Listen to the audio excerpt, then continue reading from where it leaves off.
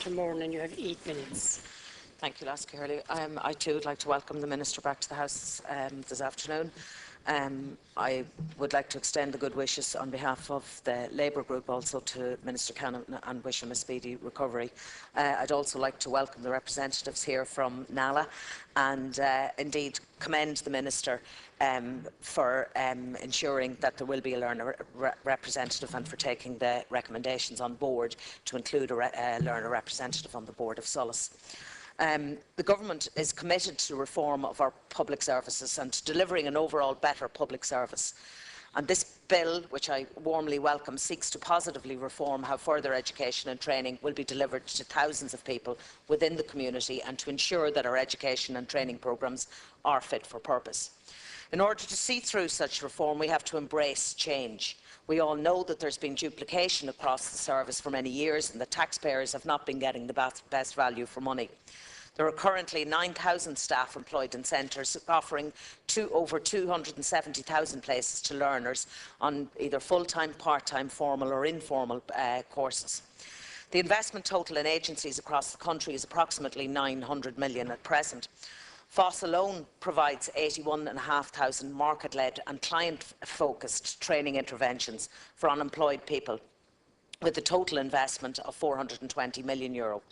These agencies and staff provide a key service in their communities, and the aim of the bill is to make this service run more efficiently, as we need it now more than ever, which the Minister has referred to.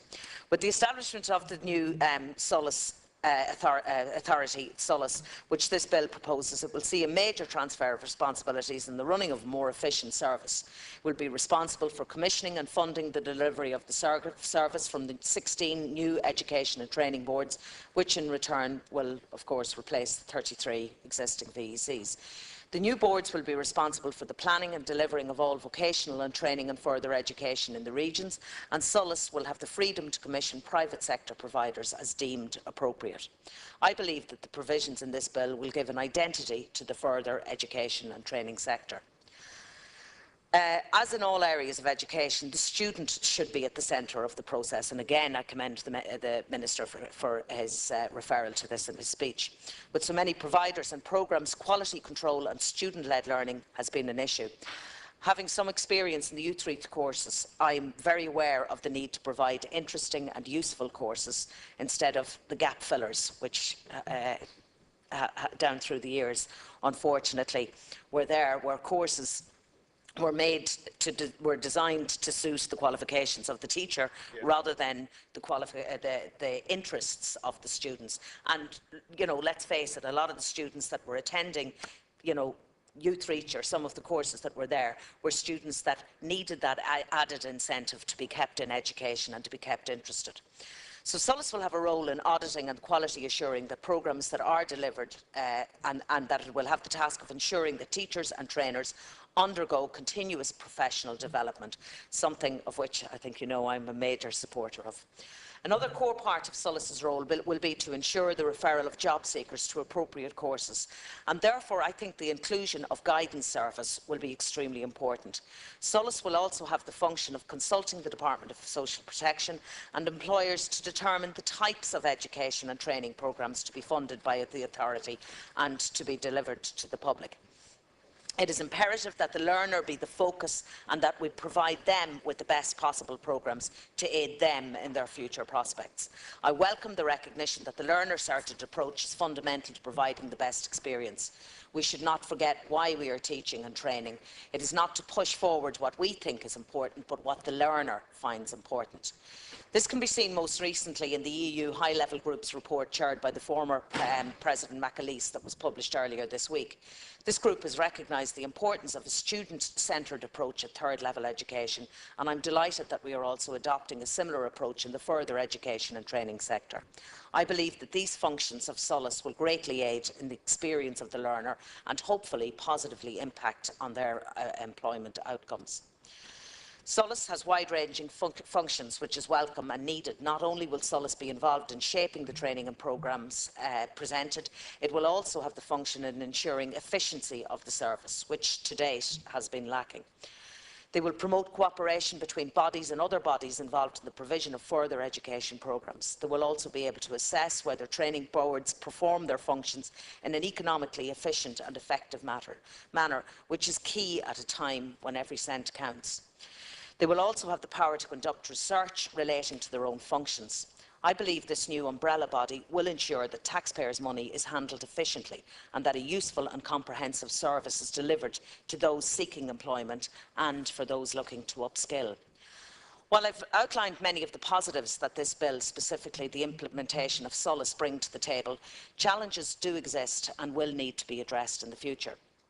One major challenge I feel for the immediate future will be the differing terms and conditions of the employment of teachers in further education services and those of FOSS trainers. And I know I have been received representations from constituents of my own who are in this exact position. So I would appreciate if you would comment maybe further on this, Minister, in the summing up. I know that areas of annual leave is also an issue due to the fact that courses run by FOSS, Youthreach and SOLACE are to be run year-round, whereas the school terms are much shorter. Yeah, so the task of integration will not be easy, but I do believe that it will be worth it. I hope that SOLACE and the further education and training sector will be able to lead the charge in providing the appropriate courses to meet the demands of some of Ireland's emerging sectors, such as technology, foreign languages, engineering and many more. We constantly hear of the need for more upskilling in these key areas, and my hope is that we will begin meeting the needs of these international investors in the very near future through new, existing and revised courses and programmes. I would like to look further into the future, though, and the need for our further education and training sector to recognise the emerging employment fields. In 10 years' time, we don't want to be playing catch-up, to be left behind.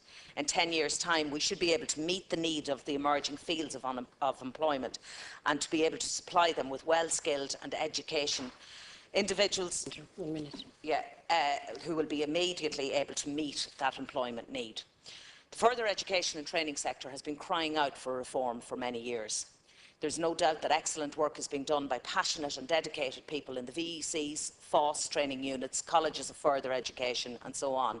And I too would like to pay tribute to the present CEO of Louth VEC, Dr. Porrick Kirk, who will take over in his new role as CEO of the Junior Cert, and I wish him well in his future role.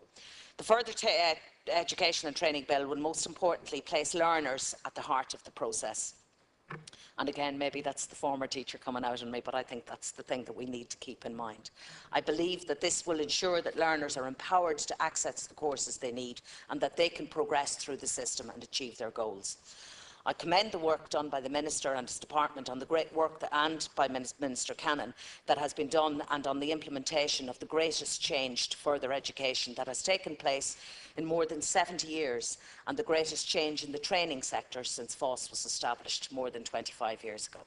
I commend the bill. Thank you. Senator.